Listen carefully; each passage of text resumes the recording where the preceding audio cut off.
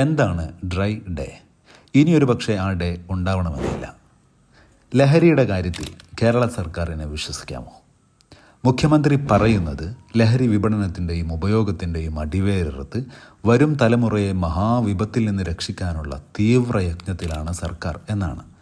ഓർക്കുക, കുടകിൽ 2 ആഴ്ച മുമ്പ് ഗിരീഷ് എന്ന യുവാവ് ഭാര്യ നാഗിയെയും ഭാര്യയുടെ മാതാപിതാക്കളെയും 5 വയസ്സുള്ള കുഞ്ഞിനെയും കൊലപ്പെടുത്തിയത് മദ്യലഹരിയിലായിരുന്നു.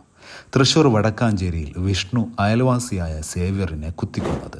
കണ്ണൂർ കൈതപ്രത്ത് ഓട്ടോ ഡ്രൈവറെ വെടിവെച്ച് കൊന്നത്. തൃശൂർ ചെറുതുരുത്തിയിൽ യുവാവ് മാതാവിനെ ഒരു രാത്രി മുഴുക്കെ മദ്യലഹരിയിൽ ക്രൂരമായി മർദ്ദിച്ചത്.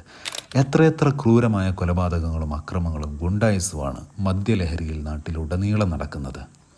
ഈ അടുത്ത് നടന്ന കാര്യങ്ങൾ മാത്രമാണ് ഞാനിപ്പോൾ പറഞ്ഞത്. മദ്യം കാരണം ഇത്രയൊക്കെ പ്രശ്നം ഉണ്ടായിട്ടും എന്തുകൊണ്ടാണ് പിന്നെയും മുഖ്യമന്ത്രിയുടെ നേതൃത്വത്തിലുള്ള മന്ത്രിസഭാ യോഗത്തിൽ 1-ാം തീയതിയിലെ ഡ്രൈ ഡേ ഒഴിവാക്കുന്നതുൾപ്പെടെ മദ്യലഭ്യത വർദ്ധിപ്പിക്കാൻ തീരുമാനമെടുത്തത്? പ്രധാന കാരണം നികുതി ഇനത്തിൽ പൊതുഖജനാവിലേക്ക് ഒഴുകുന്ന പണം തന്നെ. ഒരു മാറ്റമൊക്കെ വേണ്ടേ? കാരണം ഇതിൻ്റെയൊക്കെ ദുരിതം അനുഭവിക്കേണ്ടത് കുടിയന്മാരല്ലാത്ത നമ്മൾ കൂടിയാണ്. വാഹനാപകടമായും മറ്റുമൊക്കെ കുടിയന്മാരല്ലാത്ത ഒരു 5 പേർക്ക് ഈ വീഡിയോ ഷെയർ ചെയ്യും. മാറ്റം വേണം.